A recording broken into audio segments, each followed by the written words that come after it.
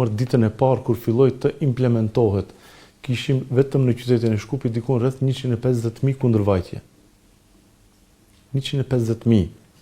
Ditën e nesërme ra në 50%, diku rreth 60.000, dhe pritshmërit janë që diku rreth 2.000 deri në 3.000 kundërvajtje mund të bie numri deri në momentin e aplikimit.